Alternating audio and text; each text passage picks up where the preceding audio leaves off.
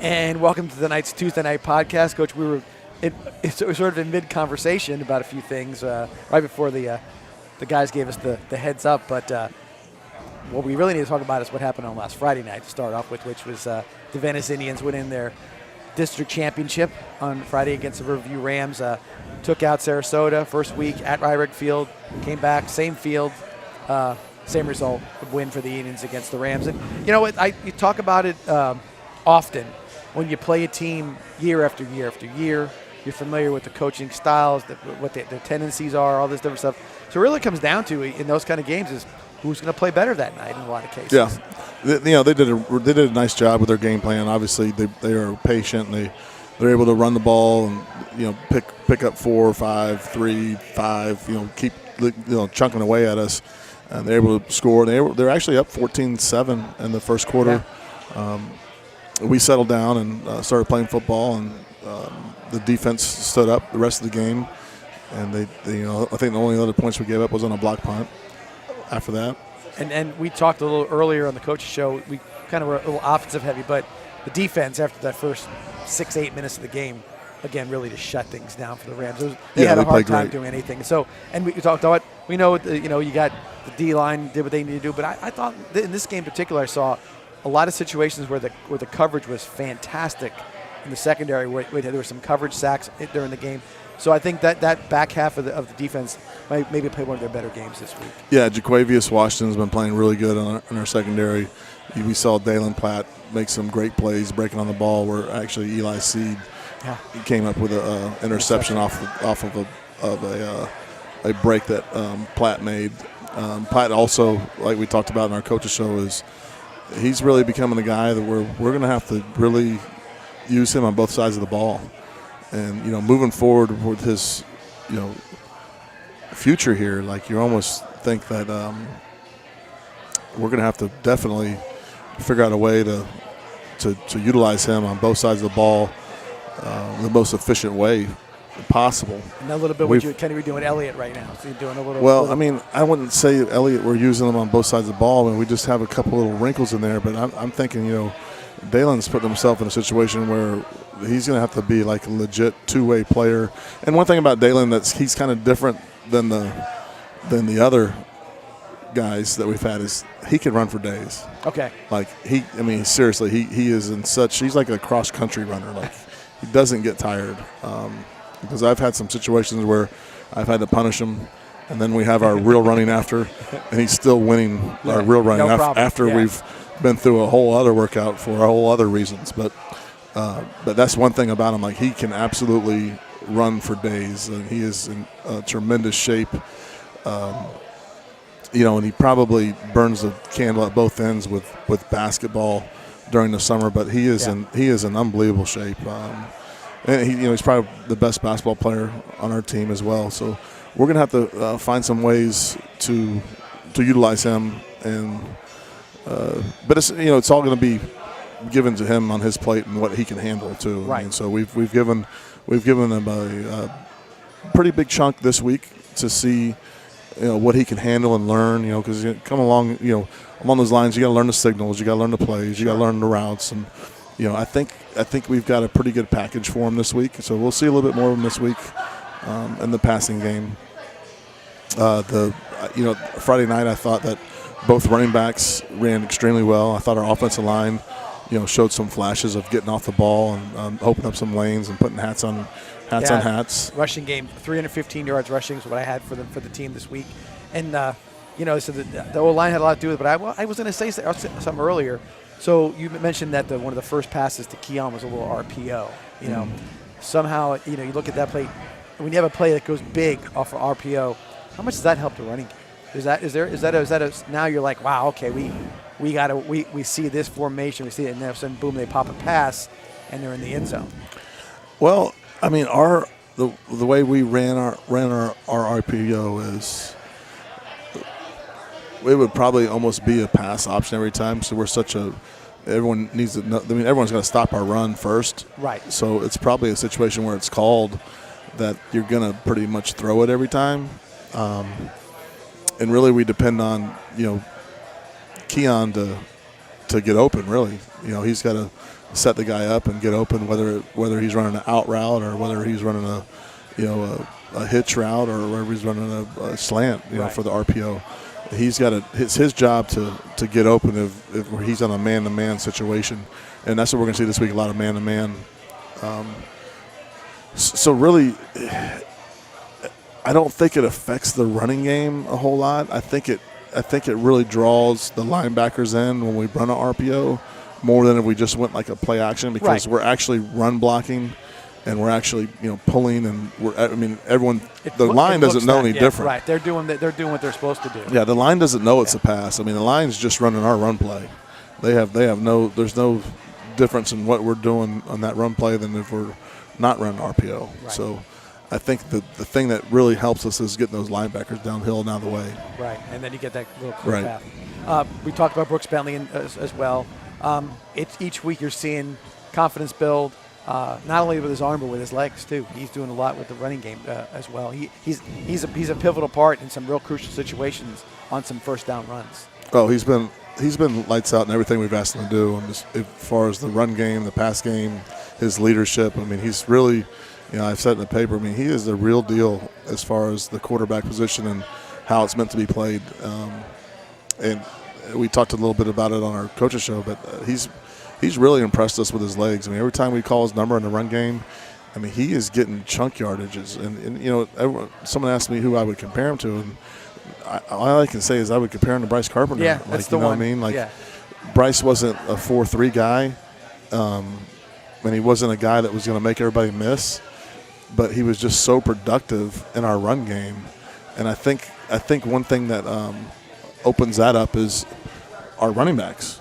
If our running backs are running well, and they have to really account for, okay, we got to make sure we stop Wild, or we got to make sure we stop Johnson. And then everyone kind of forgets about Brooks, and everyone kind of forgot about what Bryce could do. We had LaRoche in the backfield. Everyone was concerned about LaRoche. Right. I mean, for good reason. Yeah. For good reason. But when it came down to we got to win the title here, and Bryce, when we called his number, I mean, he stepped up. I mean, it was just, and that's the same thing that Brooks is doing. Yeah, and not to forget, but Gator Wilder had a 200-yard rushing game as well. Yeah, so his first 200-yard game, which was in a great fashion too. It wasn't like sometimes you can have a 200-yard game where you have 2 80-yard touchdowns and then 20 other 5-yard runs. I mean, he was consistently like 15, 20, 15, 20, 15, 20. Just kind of broke the line of scrimmage, and then a couple runs were just pure power by him. A couple runs were like he had a touchdown run to the left side of the field at the corner. He was maybe 10 yards away and had maybe 20 yards to the cone, and he got there as fast as I've seen him all year. No, I mean I keep telling him. I mean, he's going to go as far as he wants to go. Just what he's going to put into it. He's a great running back. I mean, his vision and the cuts that he makes, and the cuts that he makes at full speed, getting vertical, and I mean, you've got to notice every time he touches the ball, like it's almost like, oh my gosh, he's not tackled. Oh my gosh, he's not tackled. Oh my gosh, he almost broke that. He kind of gets caught in the middle of everything. Yeah, and he's twisting and turning, and he's looking. He's running extremely hard, and it's almost like he pops out of there, and they're like, oh, he's got tripped up. Yeah. I mean. In his eyes, he's looking upfield all the time, which I guess most good running backs are doing that, but he's seeing things that maybe, normally wouldn't see. It's like he's looking at a guy, and he does a great job at the line of scrimmage to set up his blocks. Yes. He's very patient. Then when he goes, that first cut and that low pad level, he gets going, breaks a tackle, and he's going to get that in the 2 different running styles. Gator is like, I'm going to be patient and getting through here, and then bam, put my foot in the ground, I'm going to go. And then Johnson's more like, I'm going to full speed, and I'm just going to slice and dice through there. Right. Two different styles, but both of them very productive Friday night. Both of them over 100 yards. Yes. Gator with 200. I think they were close with the carries again. They were pretty close, because I think Gator might have a little bit of an advantage from the first half, but again, dispersing the ball between the two of them, and then, like I said, sometimes one guy's he's getting it cranked up a little quicker than the other one, but they both seem to get on track at some point in time together. Yeah. Then it's just a matter of who's on the field getting their opportunities. And then Keon had a big night, over 100 yards receiving, 2 big touchdowns. one on, I think it was 60-yard or 50-yard RPO. It was 54 yards. 54 yards. And then he had a nice wheel route he caught, and Brooks threw an unbelievable ball in that play. I mean, we saw it on highlight film we talked about in the coach's show. I mean, perfectly thrown right over his shoulder. Yeah. So a lot of good things Friday night. I think our offensive line continues to get better. Defensively, our linebackers continue to get better, and those were the areas we always talked about before the season started. It was the newbies. That we needed to do. I mean, we saw some good blocks by Finn. So Finn was a new position too that we needed to have some production, and he's getting better each week. And obviously, the thing with Finn is he's got double the amount to learn. He's got to learn the run game. He's got to learn the pass game. So now I think he's starting to feel real comfortable with our system and what his job is. He's going to start playing a lot faster. It's going to start looking a lot better. You could see it in his routes, like you saw a couple of times. Even there was more flow to it than sort of like he wasn't picking his way. He knew where he needed to be, which you start looking at this and say, okay, he might have been an option on that throw, but Brooks went with Keon or whatever. So he's there, he's available. I think that's one of the things you're right. I think you'll see that as well. Interesting situation, obviously playing on a neutral site field in a game like it was. We had the opportunity to play at Sarasota the week before. Riverview came a few miles away to play. Good crowd from both sides of the game, so a pretty exciting environment. Was it helpful to be there the week before? Was it helpful to have that, hey, we've been here, we did this, we know the feel, it's not going to be slippery or not going to be this. Did that have any help for you guys playing? I think just the fact of traveling, for the second time was helpful. That was our first road game of the year, so I think traveling was helpful. And obviously being at the same place made it that much easier because, we knew where everything on the sideline was going, all the setup, and we knew how long it was going to take there. And the kids, it was just, so, we took the same route there. So, it was, obviously, going to the same place 2 weeks in a row made it feel very comfortable. Exciting bit of news this morning. I got an email that said, hey, yes, we are playing a home game on Friday night, and that'll be against IMG White, sort of the varsity team for IMG.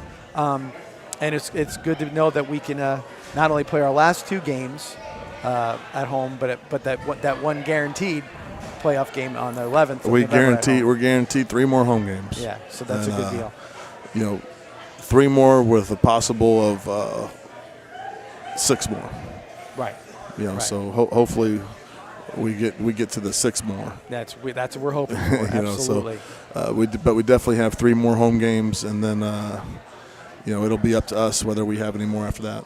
Yeah, like I said, and that's 7:30 Friday night, Powell Davis Stadium against IMG White. So get there early. Get there. You need to get that crowd cranked up. Be nice to be back to the home. Yeah, this is when football is getting fun. Absolutely. The weather gets nicer. It gets darker.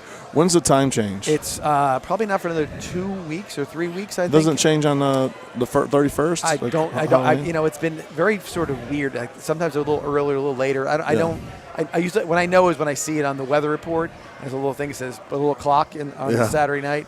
Then I know. But with that, the sun is setting now at 7-ish. Yeah, it's definitely, this is the fun part of high school football is when it gets dark early, the weather's nice, the anticipation of homecoming, or not homecoming, but the anticipation of playoffs where now everyone's, even though the first games matter, but now everyone's so dialed into like what's your ranking, and we got to get a win here to be this ranked, and not that it still matters at the beginning, but I don't feel like there's that much focus on it. But now everyone's waiting to see this ranking come out tomorrow and see where that kind of places them. And there's a lot of teams that are kind of on the bubble, like if we'll make the playoffs. So Riverview right now is playing against Charlotte as we speak, and it means something.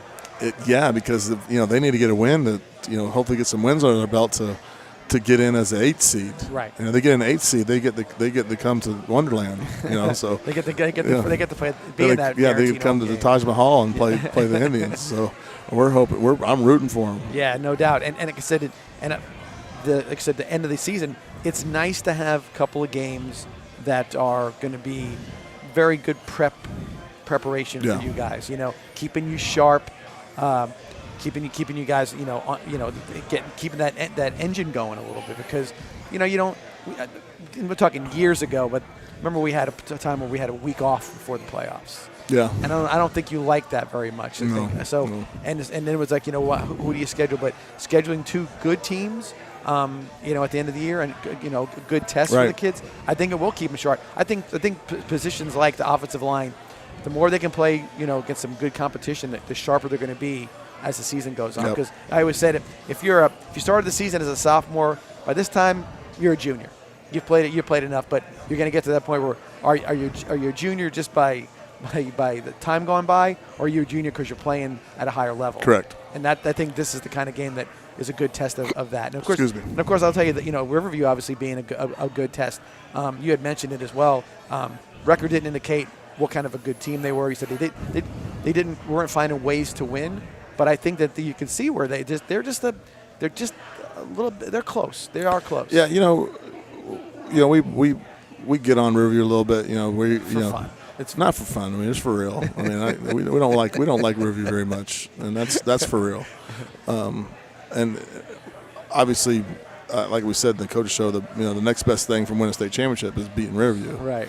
And but at the same time, I don't have to like you to respect you, but right. I respect the job that they do over there. They coach those kids hard, and their record really isn't indicative of the team they are. They really those kids played extremely hard Friday night. They never gave up. I mean, they had fight in them. You had kids that stepped up, like we talked about the punter, who. Yes, you said he had a horrible game when you saw him play. I mean, but like obviously he's a competitor. Yeah, he's a competitor, and he stepped his game up and had a great game Friday against us. Lester had a great game against us. I mean, he set up their first score like a 60, 70-yard catch. And you had kind of previewed our game as a 5-star versus 5-star scenario. We even did it in a pregame show, and nobody that had those stars by their name disappointed anybody on Friday night. They all played exactly right. They all played very well, really well. Yes, and he even had a pick on so he played well on offense, had a pick on defense. So they played well. They showed up to play. They didn't come out there to lay down. Right. And that's a testament of the type of program they have. I mean, so they have a good football program, and like I said, I just think that for some reason. It just hasn't happened, and football's weird that way. You know what I mean? Like, you look at our game against Miami Northwestern. Yeah. You know what I mean? Like, we shouldn't have lost that game. No way in the world we should have lost that game. We did. Right. Well, even example. Look at pro football right now. Tampa Bay Buccaneers were supposed to be the heavy favorite, and they still are one of the favorites to get to the Super Bowl, but they can't beat anybody right now. I mean, they look terrible. And you can almost look at Todd Bowles as the head coach. He's like, can't put my finger on it. There's Tom Brady is the quarterback. Mike Evans is the receiver. Chris Godwin's a receiver. I got Leonard Fournette. He had him on the post, and he just dropped the ball. Yeah. And you and you can almost see that drop of a ball. The game wasn't over per se, but there was whatever level of confidence they may have manufactured before the game, gone. Yeah. Right there, it's like, oh, this is going to happen again. And then you get a team like Carolina trades away their best player, 2 best players maybe on offense, with McCaffrey and Anderson, and then they go out there with a backup quarterback who played at Temple.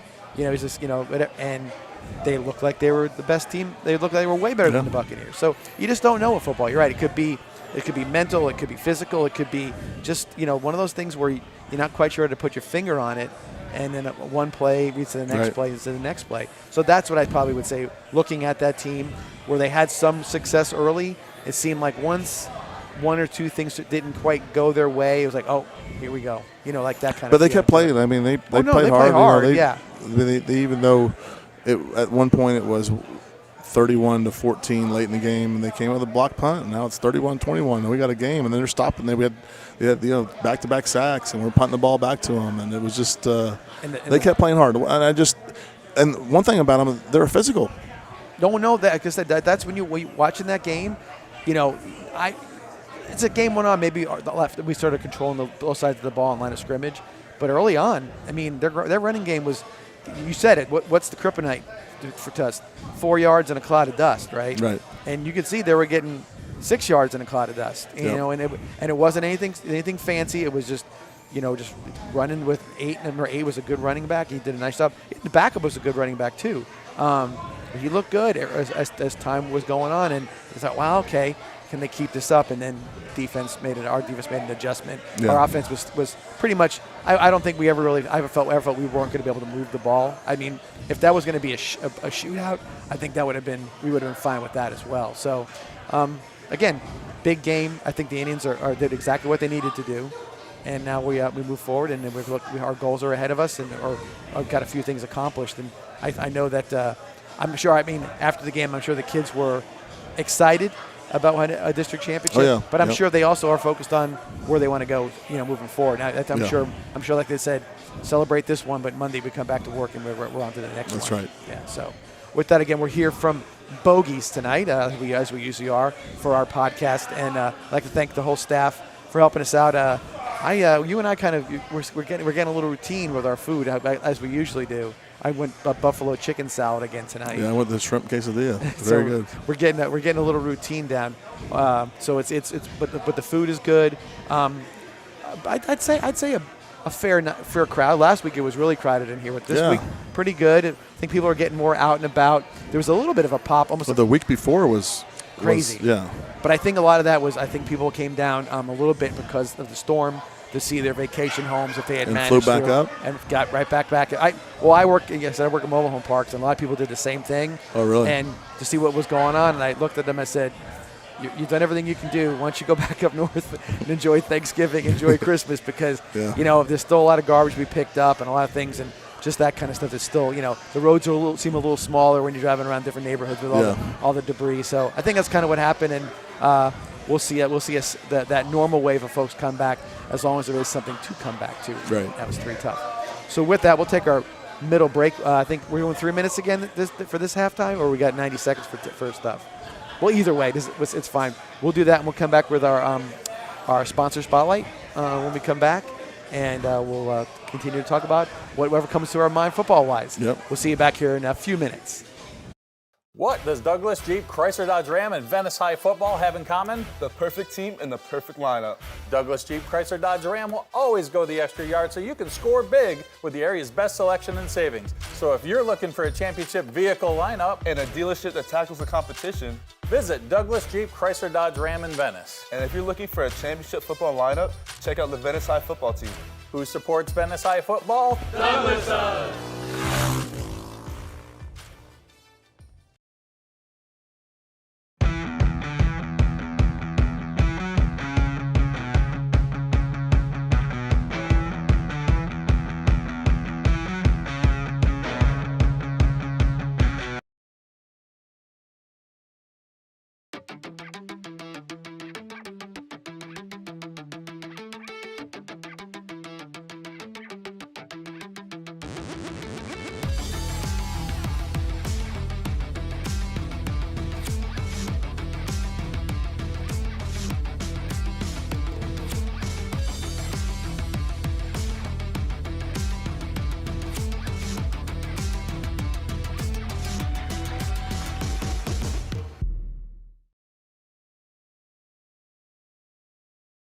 And we're back here at Bogies for our Tuesday night podcast.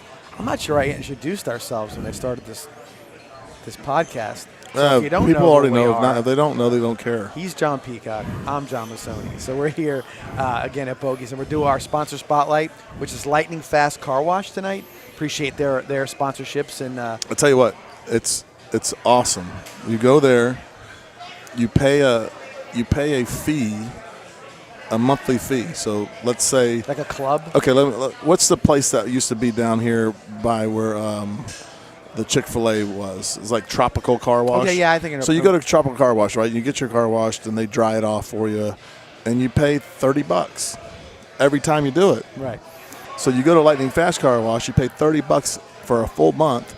You get in line, and it's lightning fast. I mean, it's like you're not waiting. You drive through the same type of foamy, brushy thing. So you drive through this thing, it washes your vehicle, and you pull out, and then you pull up to your own little personal.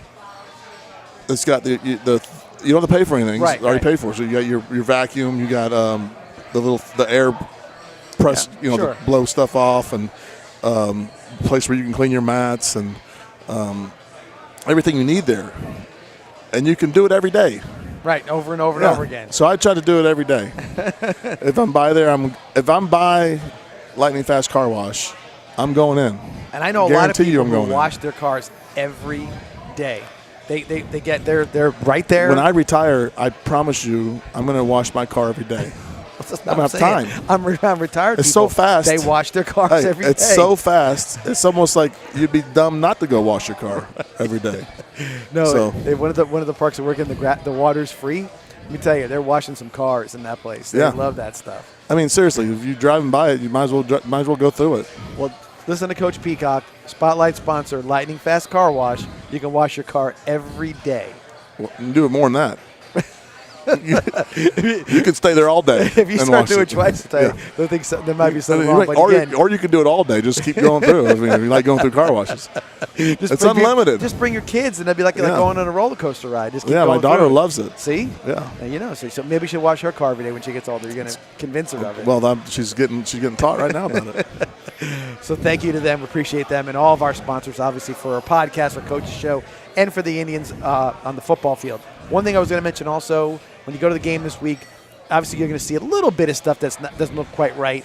You said the windscreens are gone and the old scoreboard fell down, and there's going to be some signs missing. So we're going to try to make sure that those sponsors that lost some signage get some recognition, not only on the Jumbotron, but also with the PA announcing and all that stuff. Yeah, we're going to announce them on the PA. We're also going to put their thing up on the Jumbotron pregame, halftime, where they'll have whatever their sign said. It'll be big up on the Jumbotron.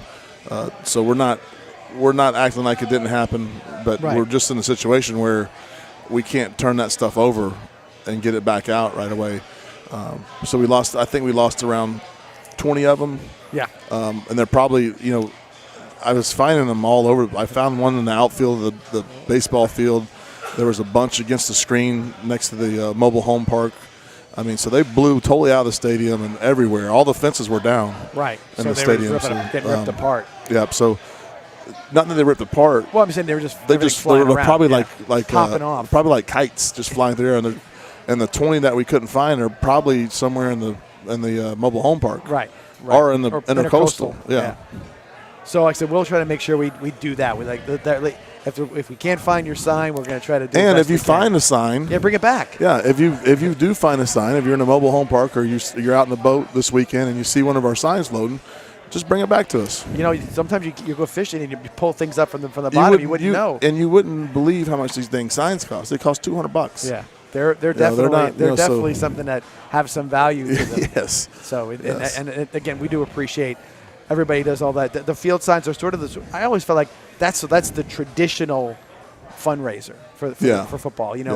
Before we had jumbotrons and television shows and all that kind of stuff, it was about the field signs. Yeah. You went out there and you got a field sign and you had different spots for them. So it was always a pretty cool deal. They really look cool now because we kind of like made them all the same, look the same. Right. Kind of the same, like the same a frame sort of format. Yeah, same frame. So it looks really sharp in the stadium. But we did lose quite a bit of them. So be patient with us. Yeah, no doubt. It'll look right when we get there. And again, we have to say that I got a lot of good of will towards the guys who got that stadium looking right and getting ready for us. That was Coach Peacock, Coach Hunter, and Coach Burkle. Yeah, we got this. We got the. The fences back up. Like I can, if anyone has a problem with their fences at home, let me know. I can help you out. I know where to get the stuff. I know what you need. And when you're done, how to do it. You can get a car wash at Lightning Fast Car Wash. So that'll do that for you.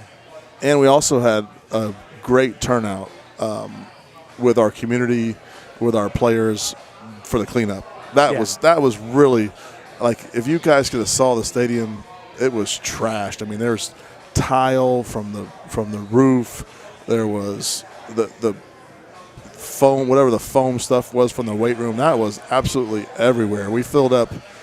I would say we filled up 3 or 4 dumpsters just of stuff out there in the field. And the players, I mean, they got it. They came out and got it done. I mean, when when they left, I was like, wow, It's a big difference. Yeah. That kind of hands. And I don't know. One thing I've noticed from the Storm, that styrofoam is a big part of what we build in Florida.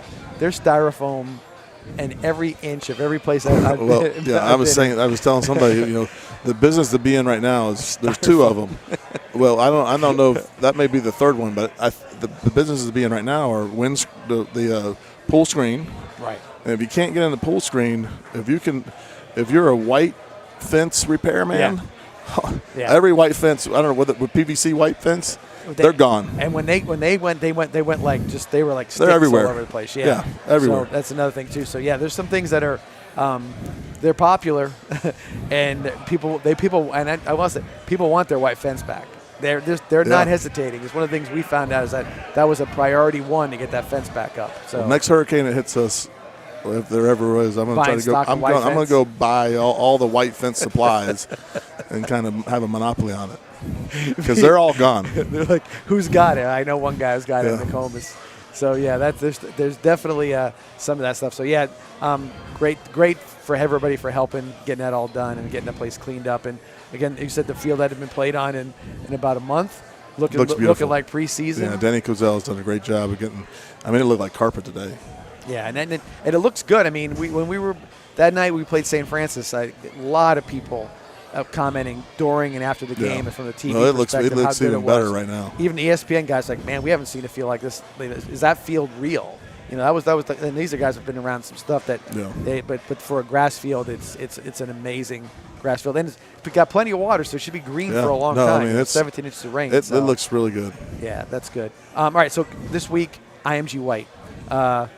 Gave a little background before on the coach's show how they sort of stack up their teams, starting with the national team being a scholarshiped, national recruited or worldwide recruited football team, and then White comes in as the varsity team. Yeah, so the White team is just think of it as any other private school or school that costs money to go to that has a football team, and that's the football team. I mean, that's their varsity football team that plays a varsity football schedule, and they also have a national team who is, like you said, they recruit these players. They try to recruit the best player at every position for their national team, and then they have their White team, which is their varsity team, which is very good. They're very good. Yeah, no, they're like I said, they're last year at the end of the season ranked 50th in the state, and then below them is the blue team, who is the sub-varsity team, which would really be considered your JV team. Right. And then they also have a post-grad team. So they have 4 programs there on campus. So a question for you would be so we know the national team comes in, they're some of them are there for 2 years, 1 year, whatever, and they sort of blend this sort of group of all-stars together to make up their national team. Does the White team have more structurally similar stuff to a regular like a Venice High School or Riverview High School kind of setup, where the kids know each other? They're not all new all the time. They came up through the ranks of the or are they guys that are just a little bit below the national level team? Well, I think the big difference is they're not recruited. Okay. They were the players that are they seeked it out. Right. Yeah. Okay. Like, hey, I want to like if they for tennis, they could play tennis at Cardinal Mooney, or their parents may say, why don't you go play tennis at Bollettieri, which Bollettieri is IMG. Right. So it's just it's if you have the money to do it and you want to send your kid to IMG, that's what they do. I mean, if that's what their opinion is, or that's what they think is best for their kid, that's what they do. Would it be? I guess it would be possible then that a kid on the White team could move up to the national team. They had that. Okay.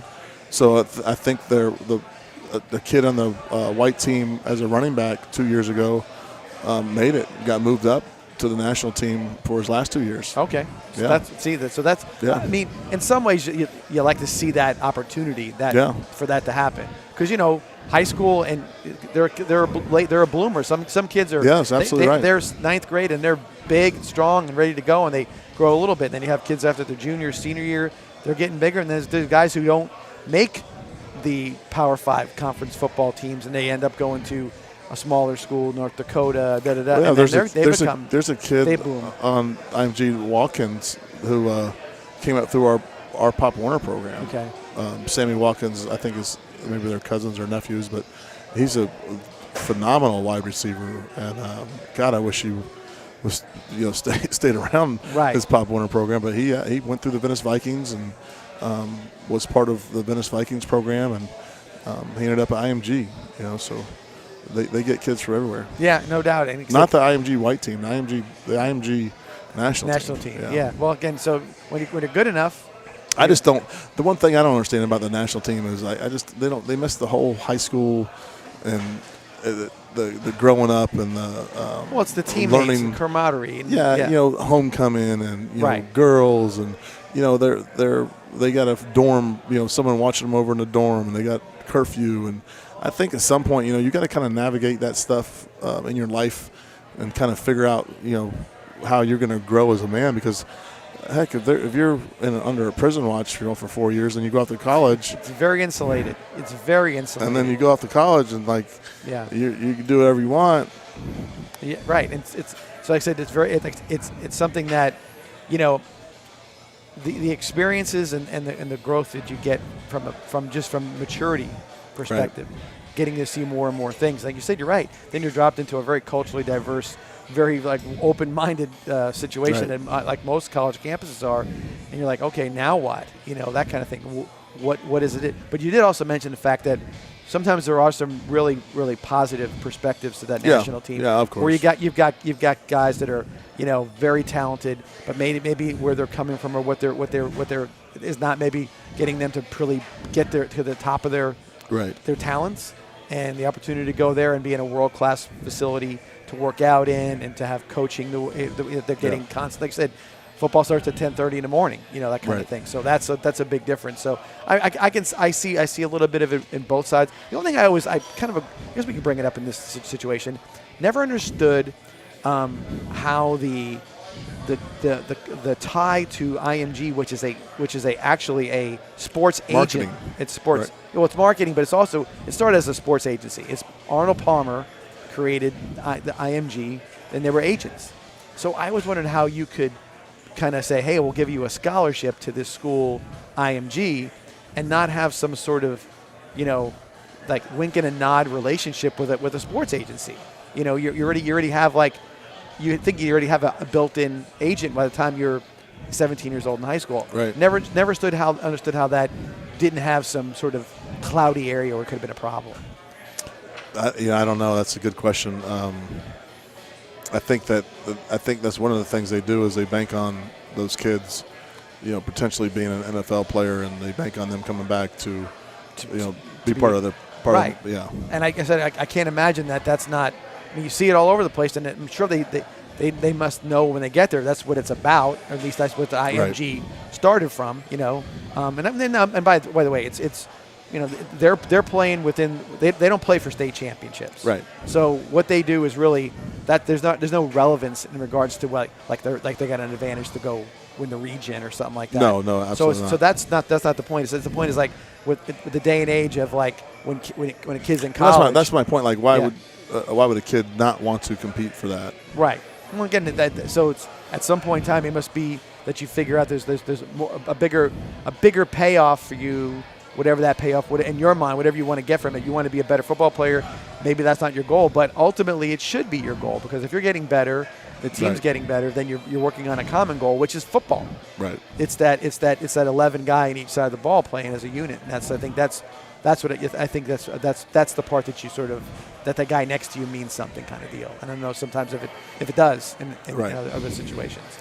Well, I got the picks. That's what I was going to go to right now. Yeah, so we got the picks, and we did well last week. No, we didn't. We didn't. No, we were 2-3. I'm always sort of hoping. Yeah, we were 2-3 last week. I can go over it. We picked. We did win this one. Cuse plus 13-5 over Clemson. Yeah, that I remember that for sure we did. And I know we lost Mississippi. We went Notre Dame over UNLV. That didn't cover. Yeah. No. And then we went Mississippi over LSU, and that did not cover. No. Mizzou over Vandy, that didn't cover, right? That's one I didn't see. Damn. And then We went Bama over Ole Miss, and that did cover. We were 2-3. But that was close. I mean, Bama over Mississippi State. That was a close cover too. That wasn't like a. No. I thought it was because it was 21. Okay. Yeah. So so anyway. Well, this week I went a got. little different. I try to pick the big games everyone's going to watch. This week I'm trying to pick the games that you're going to win. are definite winners. Yeah. All right. And if we don't do well this week, the picks are over. But so I'm going Utah -7 over Washington State. Okay. I'm going Houston -17.5 over USF. Okay. USF just lost their quarterback. Bohannon. Yep. I'm going Auburn +3.5 over Arkansas. Okay, and that's at Auburn, I'm assuming. I think it is at Auburn. Because they're getting they're getting 3. Getting 3.5. It could be. Yeah. I'm going Florida +23 over Georgia. Okay. Just because I think it's a rivalry game. I don't think Florida could win, but I don't think they get beat by more than 21 points. I would be surprised if they do. They're going to be playing football. So there's a lot of things that go with Florida that are going to go for. The defensive coordinator is on the hot seat right now, and they're in the 100th defensive ranking wise.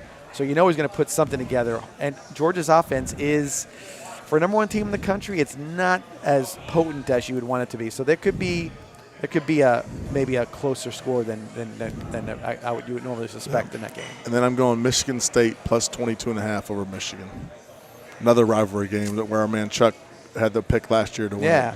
All right. I would say the first one you said it was Utah. It's probably at Washington State. I'm not sure because that's a tough place to play. If you go up there and right now it's supposed to be cold out west. And if it's Washington State, that place looks like it's bitter cold. But I know Utah's also used to that as well. Yeah, it's not warm in Utah, is it? No, not at this point in the year. No. Yeah. So I think I'm good with everything you said. The Auburn game, I think that'll be It's at Auburn. Okay, and they're getting 3. So I'd say yes on that one. That's the one I was kind of looking at too. Yeah. So because Arkansas has gone from what I thought to be a real threat to be a tough out in the SEC West to sort of like stuff fell apart on them. Yeah. There's a couple of games this week that are, what are you going to? How's your season going to roll from here? You've got Texas A&M. They're looking at being sub 500 if they keep losing. They got some tough games. Florida being also one of those teams. So there's some teams right now where, and I will say this. I was going to ask you this question. Well, too. Utah is at Washington State. It's a Thursday night game at 10 p.m. Okay. So it'll be a 7:00 start there on a Thursday. Interesting. Yeah. I'll still go with Utah. I like Utah. I think they've got that win against USC was one of the better games. I watched the last quarter of it, but it was really a good game in Utah. Yeah. Utah's got they're always tough. They're gutsy. They're a tough team. Yeah. They're really good. I was going to ask you this question too. State of college football, the state of college football in the state of Florida, with your 3 big schools, Florida State, Florida, and Miami. UCF, USF this is times now where everybody is 500, right around 500 or worse. Yeah, I almost feel like that we're about to be going through a turn in the next 2 years where we're back on top. Okay. I almost feel like 2 years, Florida State's going to be right there, Florida's going to be right there, and Miami is going to be where they were. And it's going to come down to us knocking each other off again. Because the thing about it, I probably say this a million times, is that such a talent-rich football, recruiting area. I mean, in the city of Miami alone, if you can win that recruiting battle, you're probably going to be in the top 10, right. Whatever it is. But it just seems like they're in this sort of very sort of like they can't get out from underneath their problems a little bit. But I feel like it's going to start changing. Okay, so you're feeling good about the coaches. I think that you are can see in Florida place. State's kind of made some steps this year. Well, early on they looked 4-0, and then if they knew they were going to have a tough run in the middle of the year playing right. Clemson and all those teams, but it's like it's sometimes that's where you start getting into that. Well, we got to get past these games. We had a tough one here, and then all of a sudden you drop one you shouldn't drop, and then you go from being a team that's right on the edge of being in a New Year's Six bowl game to you're playing in Shreveport, Louisiana for a bowl game, Right. and nobody's paying attention to you. they've made some strides. Maybe the record may not show a whole lot, but I think they've gotten better to where they were last year. And in Florida, Miami with the 2 new coaches. And I think Miami's gotten better to where they were last year. Yeah, well, and I think it's going to continue. they had a rough one last week. That the Duke loss, and I even said this. You think about the state of college football and how it is top heavy with Alabama, Georgia, Clemson. They seem to be around the top. Ohio State, they're always at the top. Man, there was. I don't know if this has happened in a single year, but teams that were perennially not great football programs in the conferences. So Duke beat Miami at Miami. Right. Kentucky, who has done very well the last couple of years, beat Florida at Florida. They had lost 31 times in a row to them until 2 or 3 years ago. So dominant in that situation. And Wake Forest beat Florida State in Tallahassee. Again, Wake Forest has not been a perennial power, but they've had some good teams. Right. You know, if you took the Wayback Machine and went to the middle of the 90s, and somebody said all these 3 schools in Florida were going to lose to those schools, they would have laughed you out of the building. I was at a game one time where Kentucky lost to Florida 84 to 14. Right. I mean, so it's been a it's tough times. You're right. I think things are getting better, but it's strange to see and it doesn't seem like shocking to see those losses. Well, yeah, Stan. I mean, at the mid '90s, you had Bobby Bowden, you had Steve Spurrier, and you had whoever was coaching Miami, which was Erickson. Right. Jamie Johnson was a little right. earlier than that. So I mean, you had people that were there, and there was some stability, and you look at Bobby Bowden's staff. I mean, those guys stayed together for a long time. Mm-hmm. And I think Spurrier, did a good job of keeping his staff together. Oh no, there was a core there. He did flop around defensive coordinator initially, landed on Bob Stoops. I think, but the only program, that continually loses coaches after coaches, Alabama, and they're able to recover every year and kind of stay the same. Well, he's got like a rehab program going there with guys who have failed at the college. But still, I mean, you lose the offense coordinator every 2 years, you lose the defense coordinator every 2 years, and they're going to take a head position somewhere. Right. So that makes it tough. And then your assistants, your assistants now are taking coordinator spots everywhere. Right. So it's just not like it was. I mean, I think back in the 90s, you didn't get fired like that. I think you were a football coach, you got hired, and people believed in you, and that's why they hired you, and they kept you around a little bit. Now, you have a couple bad years, you're gone. You have 2 years to show your wares, and in year 3, if you start to get if it doesn't look right, it's on to the next guy, and it's tough. Yeah. You're right, it's tough. You can't get, and it is about a lot of it's about recruiting and having the stability. These guys, hey, I'll go there because he's been and there. And now now recruiting's become totally changed. Now it's become about how much money you can offer. That's a big difference, a big change. All right, with that, we'll call it a night. Yes. We'll see everybody hopefully on Friday night for the IMG White game at home against 7:30, Pal Davis Stadium. Also, don't forget you can live stream the game. We'll have everything, the link on our VeniceIndianFootball.org website, and take a look for that. And it'll be another well-produced. We have another little sort of a new graphic coming out. Francis was showing me earlier, so another new thing for me to look at and me to get distracted by. So it'll be good to go there. So with that, you can live stream but we'd love to see you on a beautiful Friday night at Pal Davis Stadium.